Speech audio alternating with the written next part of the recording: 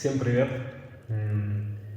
Давно уже хотел что-то разговорное снять, чтобы рассказать вообще несколько историй и, собственно, самую главную, так сказать, историю, почему сейчас нету такого количества роликов на канале, как было это раньше, до 2018 года, например, до 2018 года.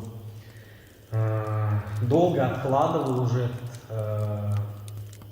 разговор, этот монолог, эту историю, потому что все хотел как-то сделать это, но после какого-то клевого видоса, какие обычно я снимаю, то есть вот под музыку, какую-то подборку там с тренировок или что-то специально снятое, может быть, с ареф каких-то, на которых я уже тоже сколько не бываю, больше 3 лет. Вот, но не получалось все никак снять, соответственно, вот этот разговорный видос, он все откладывался и откладывался, да, отложился вот до того, что я его в 23-м году снимаю, хотя уже собирался это сделать еще в 19-м каком-то году или в 20-м году, это вообще уже капец, годы вот так вот просто пролетели. Так вот, дорогие мои слушатели и зрители, в 2016 году, я уже не помню в каком месяце, но это уже не так важно, случилось вот что. Я усиленно тренировал вот в тот момент, наверное, это было лето какое-то или весна до 2016 года. Тренировал я усиленно самолеты нижними хватами на турнике. Отжимания в них у меня, я не знаю, может быть, я скинул в архив, может быть, у меня остались видосы в инсте, как я активно как раз-таки этим занимался тогда, можно, по идее, найти, где я отжимался в самолете нижним хватом на турнике. Вот. И, ко всему прочему, я тогда начал тренировать принца широким хватом, именно широким хватом. Кто-то знает, кто-то из вас не знает, что вообще я принцов особо не делаю никогда, там буквально просто для видосов иногда что-то там подтренил и сделал. Вот. А вообще это один из самых моих нелюбимых элементов. Я его особо никогда не тренировал. Совместив вот эти два, так сказать, сложных упражнения, отжимания в самолете нижними хватами и принцы нижним, ну и, да, разумеется, нижним широким хватом, я перегрузил бицепсы свои. Тогда, когда я это делал, я этого не ощущал. Но к соревнованиям, вот, по-моему, это было осенью уже 2016 года, когда был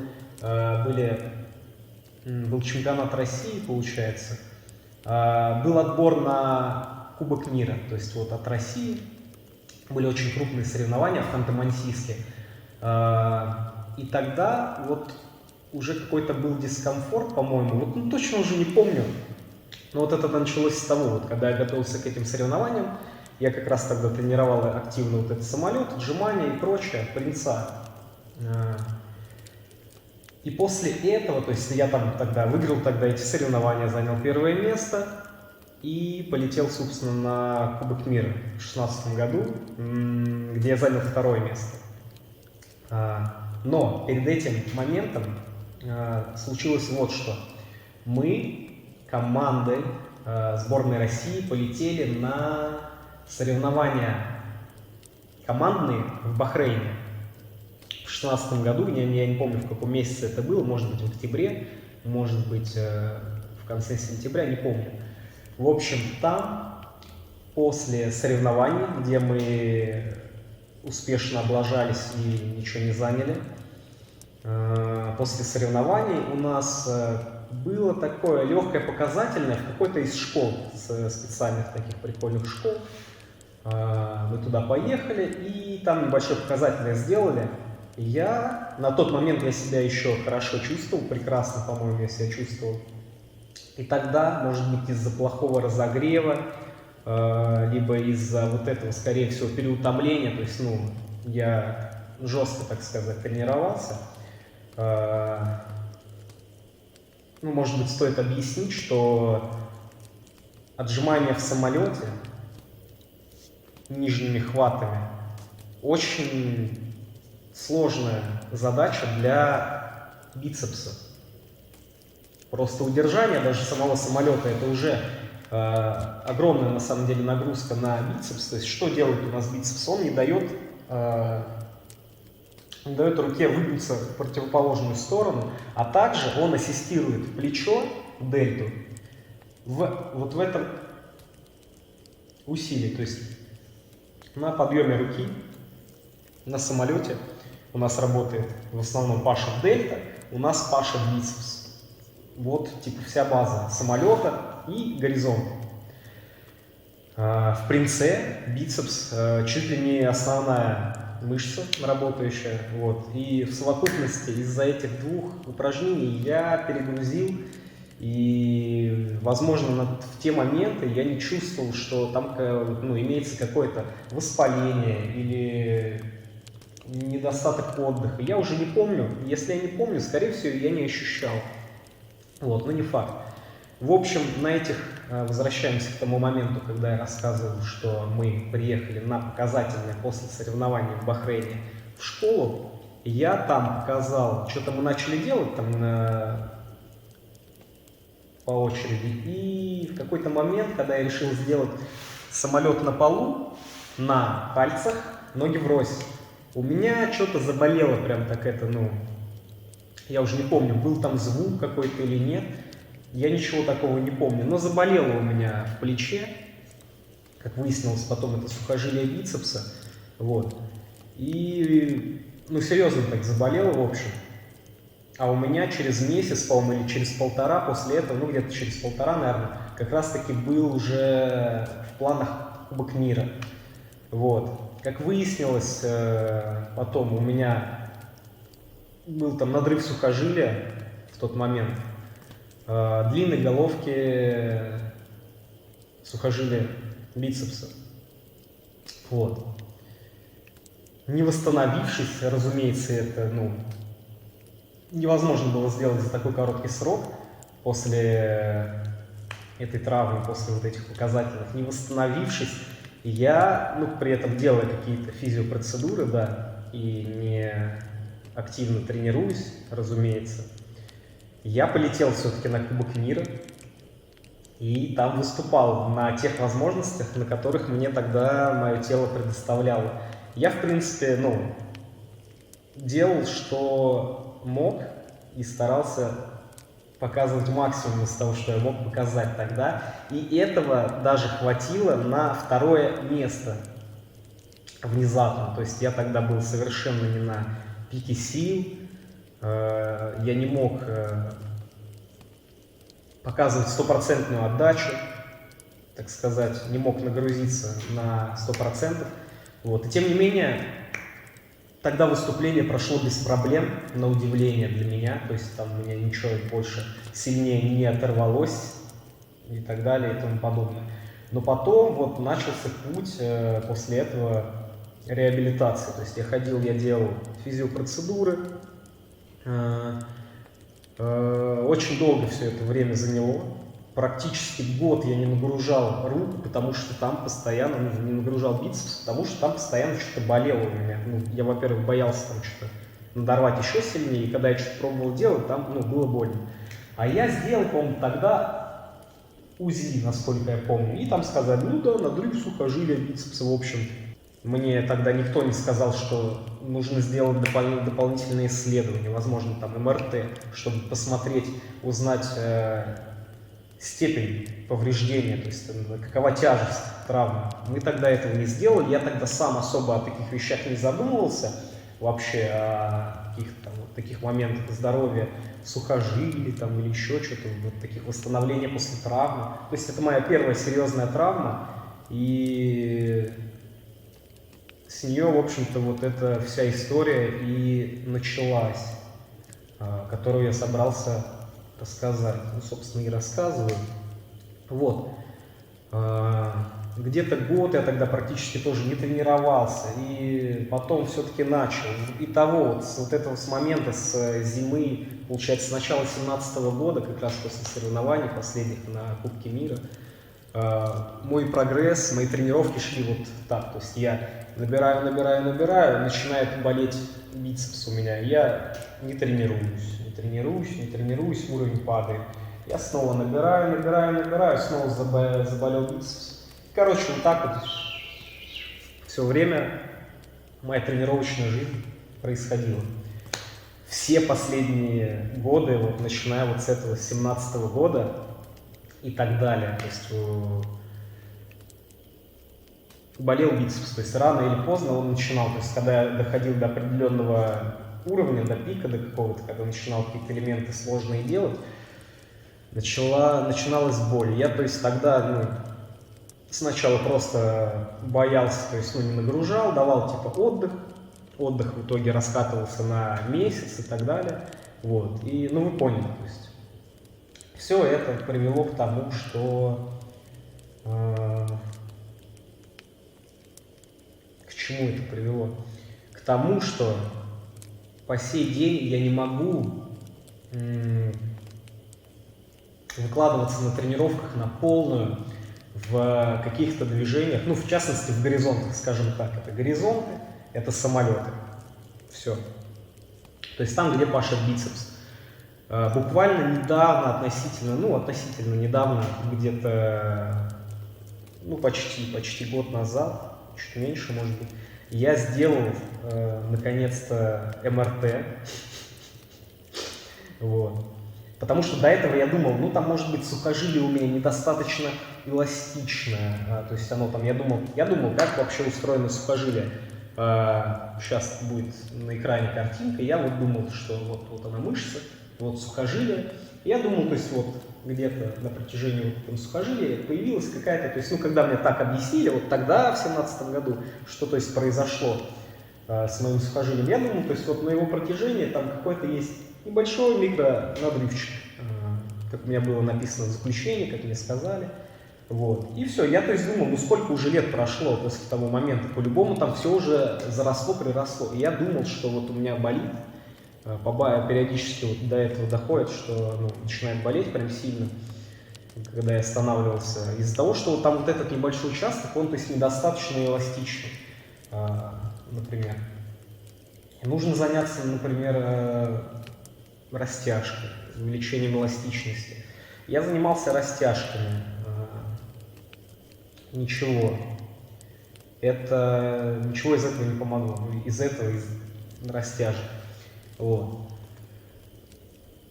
Возвращаемся к истории, где я сделал МРТ. Я сделал МРТ, потому что это уже что-то меня заколебало. Я думал, может, надо заняться укреплением, прям взять какими-то статическими, изометрическими упражнениями заняться. Не такими, что вот брать и фигачить, например, горизонт самолета, статическая нагрузка якобы, но слишком большая, точнее не якобы, так оно и есть, слишком большая. То есть я думал, может, у меня начинало болеть из-за того, что я слишком быстро прыгал на какие-то тяжелые вещи, и мне нужно было более медленной лестницей заходить. То есть к этому я приходил далеко не сразу, то есть это не с 2017 года было.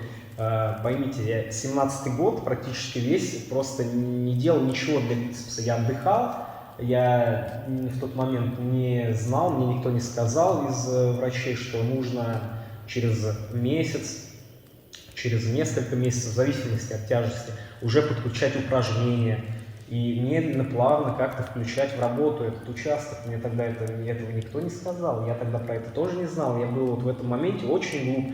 Просто огромная пропасть, небо и земля по сравнению с тем, что тогда было в моей голове по всему этому поводу, и сейчас, чуть ли не доктор наук. Вот.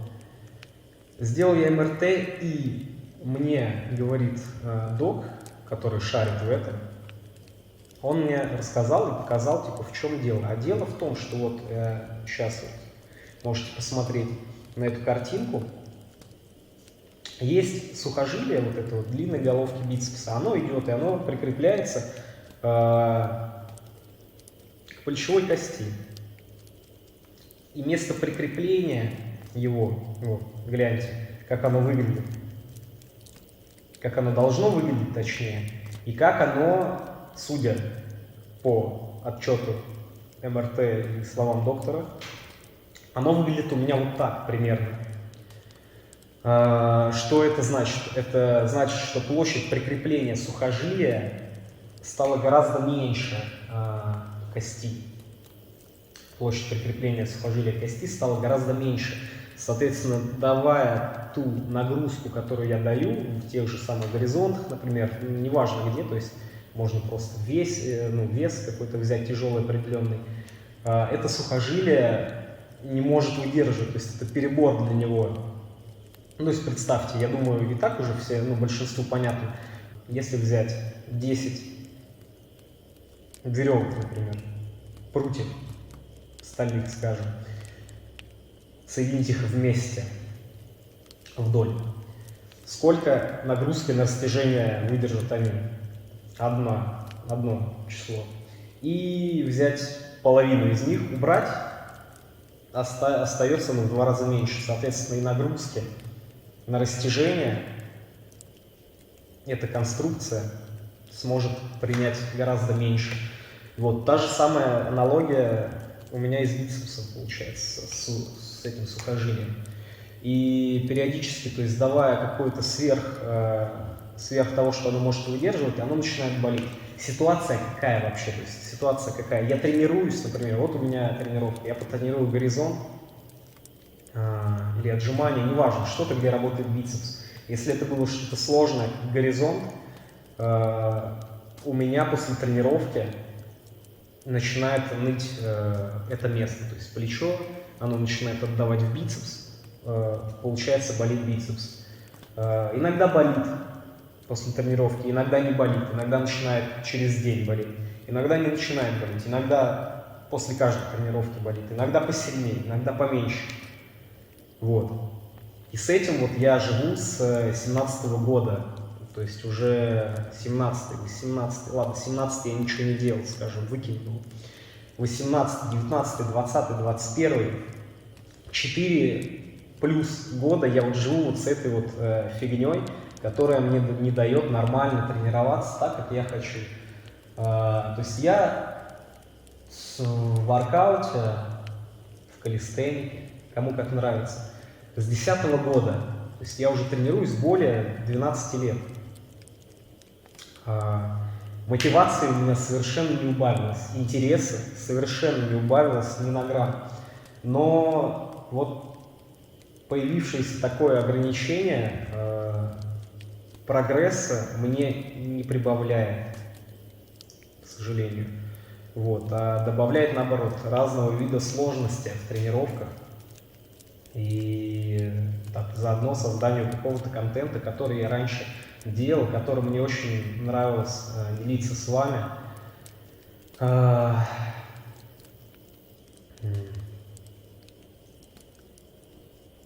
Короче, не самая веселая история получается. Но, тем не менее, продолжу ее. По словам доктора этого, то есть он рассказывает, что может, то есть, произойти, что нужно делать вообще. Он говорит, то есть если ты, например, обычный человек, допустим, ты можешь прожить до конца жизни своей, и без проблем у тебя там ничего не будет болеть, скорее всего. То есть это не то, что не так сказал. Не будет тебя беспокоить, то есть это не что-то такое критическое для жизни важное, что вот у тебя там произошла какая-то травма, вот, и вот образовалась вот это вот, вот как на картинке вы видели, ладно, еще раз картинка здесь. Вот это вот, то есть пропасть, вот эта вот дырочка, так сказать, не полностью прикреплено сухожилие туда, где оно должно быть прикреплено. Вот, то есть это никак на жизнь не влияет, но, говорит, если ты профессиональный спортсмен, атлет, ты хочешь делать то, что ты делал до этого, давать нагрузки большие, то есть вероятность большая, что есть большая, тут сложно сказать, то есть, есть вероятность, что в какой-то момент, когда ты будешь тренироваться, у тебя просто оно оторвется до конца, вот это сухожилие, и тогда уже будет печально, то есть все. Тогда нужно будет делать сразу операцию, его прикреплять уже к другому месту, к к вот этой кости сверху. Уже не в том месте оно будет, где должно, а в другом. Вот. Плюс сама суть, то есть это будет уже операция, это будет какое-то вмешательство в твой плечевой сустав, представляете, да, то есть там будут надрезы в дельте, вот это все будет, вы понимаете, я думаю. Ничего хорошего, то есть от операции, от вмешательства в тело человека я не вижу. Операции не имеют стопроцентный успех, так сказать. Люди, которые делают эти операции, могут потом годами, а то и всю жизнь жить с какой-то болью, то есть там не 100%, что восстанавливается все раз, вот так вот, и ты до этого пашешь, фигачишь снова самолеты и принцов, как будто у тебя ничего и не было. Есть вероятность, что, возможно, так и будет. У нас есть пример, например, с Онидзука, есть такой атлет из Франции, насколько я знаю. Но у него был другой отрыв, у него был в районе локтя, отрыв бицепса. Вот. После операции он набрал уровень больше, лучше, выше того, что у него и был. Но, тем не менее, то есть даже сейчас, по происшествии нескольких лет после этой операции, у него какие-то возникают боли, как он говорит сам, после тренировок могут возникнуть, могут нет. То есть он говорит, то есть его тренировки зависят от того, как его бицепс будет себя чувствовать. То есть я понял, что он у него побаливает периодически. Вот. Поэтому есть вот такой вариант, что можно сделать операцию. Доктор мне говорит, я бы рекомендовал сделать ее прямо сейчас, когда можно это подконтрольно убрать оттуда сухожилие и переместить его, прикрепить к другому месту. И плохой вариант, когда оно само собой оторвется, и потом придется вот этим вот, там больше всего ковырять, так сказать, делая эту операцию. Вот. Либо, говорит, можешь ничего не делать и жить себе спокойно, тренироваться, и, может быть, даже до конца жизни ничего у тебя там не оторвется. То есть, есть и такой шанс. Но не факт. Как вы поняли, не факт. Вот. На сегодняшний момент все точно так же, как я и рассказал. То есть по ощущениям я могу потренироваться и, может быть, вот какое-то нытье присутствовать в бицепсе несколько дней. Потом проходит, обычно проходит. Вот. Может ничего не заболеть. То есть зависит от того, как сильно я нагружу. Иногда просто даже, то есть, от каких-то легких движений тоже там может это заболеть. То есть, непонятно, в общем. Боль, она тоже такая, не то что боль прям, как будто тебе, не комар тебя кусает, комар больнее кусает, чем вот это вот какое-то ощущение есть. Но я чувствую, то есть, плюс-минус постоянно, что что-то там не то, есть, не должно быть такого. Поэтому вот по ситуации, собственно, все, я вам уже и рассказал, описал всю ситуацию. Я выбрал, то есть вот в тот момент, когда он мне про это сказал, про эту ситуацию, то есть я даже не думал, что там вот такое, я думал, там уже все давно приросло, там все как надо заросло, отлично, все сухожилие, может быть, ему, не хватает там какого-то вот этого флекса, так сказать. Но нет, оказывается, ситуация была совсем другая. Доктор говорит, что там само собой ничего не прирастает в таких ситуациях. Вот, и нужно что-то делать. То есть, если хочется каких-то, добиваться дальше высот, так скажем, то он говорит, что нужно делать операцию. В тот момент я, естественно, очень сильно приуныл, подзагрузился. И даже думал сделать операцию, чем раньше, тем лучше, там быстрее восстановлюсь, быстрее начну тренироваться. Собственно, я не то, что я не волновался, не боялся по поводу того, что операция, что-нибудь это стрёмное, это не стрёмно. Вот. Но меня смущало, то есть вот одно, сам факт, что вот это вмешательство в тело, тем более плечо, не совсем, так сказать, безопасное такое действие, скажем так. Вот. И не факт, что после этого всего все будет хорошо, что будет бицепс себя отлично чувствовать. А это опять же, по словам людей, которые сталкивались с таким, такие люди есть, и в воркауте в том числе, разумеется. Что, собственно говоря, я решил. в итоге я решил, что лучше я попытаюсь прямо сейчас с тем, что у меня есть, как-то все-таки жить, тренироваться, укрепить, постараться это место, попробовать, по крайней мере, дать шанс себе, укрепить и это место, и продолжить тренироваться, делать то, что я хочу делать. И если не получится, то и оторвется сухожилие, то сделать операцию. Ну а что, ну оторвется, ну сделаю операцию. Понятно, будет неприятно, понятно, можно будет подумать в тот момент, лучше бы сразу, возможно, ее сделал. Непонятно, то есть, ну, сложная ситуация. Подумайте сами, примерьте там на себя. Ну, с другой стороны, вот так вот примерять, это, ну, не то же самое, что и находиться в этой ситуации. Но тем не менее. Вот, я решил, что попробую что-то сделать, довериться, так сказать, себе, довериться миру, воле Всевышнего и посмотреть, что получится из этого. Вот, это то, что я хотел вам сказать, почему не выходят ролики, почему их стало так мало, их вообще в последние годы они испарились. Я бы с удовольствием хотел вам наснять гору контента, но не получается. То есть сейчас я хочу поднять уровень, чтобы что-то на интересное было можно показать и подснять. А так, знайте, что такая вот ситуация у меня, из-за этого ничего особенного на канале не выходит. Снимать что-то я с радостью готов и хочу. И также теперь вы знаете, что может произойти такое, что контента может быть вообще, ну, то есть еще дольше не будет, если вот что-то такое неприятное может произойти с моей рукой. Собственно, все на этом. Я уже, ну, давно прям это не унываю по этому поводу.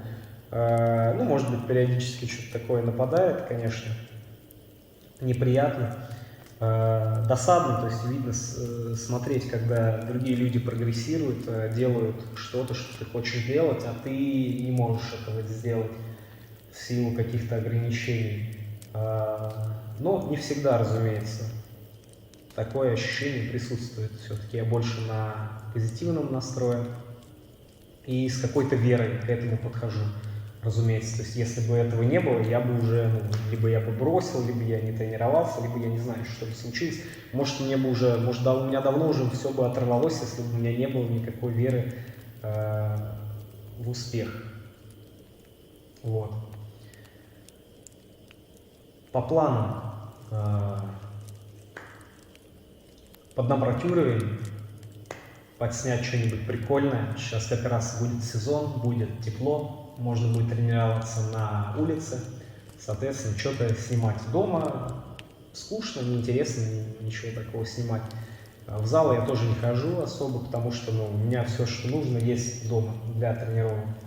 Вот. Также я решил запустить дистанционный тренинг, которым я на самом деле занимаюсь уже очень давно, но в силу каких-то других занятостей моих я особо этому внимания не уделял, огласки этому не придавал. Вот сейчас появилось время и, в принципе, желание тоже есть, как и любовь к этому делу. И я решил поактивнее, так сказать, этим заняться. Информация какая-то по этому поводу будет немного позже. Тоже хочу что-то для этого подснять, чтобы поинтереснее все это выглядело. Если коротко, то я уже давно занимаюсь составлением тренировок, то есть для людей, кто хочет, ну, тренироваться, кто хочет получать программы и тренировок, прогрессировать успешно и безопасно. Вот. Я таким же и занимался и в залах, ежедневно практически уже, вот, ну, как в Саудовской Аравии я работал на протяжении 2 лет. До этого в Москве я работал на протяжении скольки? 3 лет. Вот. И между всем этим прочим я тренировал людей онлайн. То есть, вот, сейчас хочу сделать это более чем-то глобальным, поэтому если вам это интересно, то ждите обновлений по этому поводу. Будут разные программы на какие-то изучения специализированных, каких-то более узконаправленные на изучение горизонта, переднего виса, стойки на руках, либо полное онлайн-ведение, то есть полностью расписанные тренировки, вот, пользуются популярностью, так сказать, даже при не особо большом оглашении их. Вот. Наверное, это все, что я сейчас хотел сказать. Есть в планах больше разговорных видео, есть что обсудить на самом деле, есть что рассказать вам. А пока на этом все. До связи.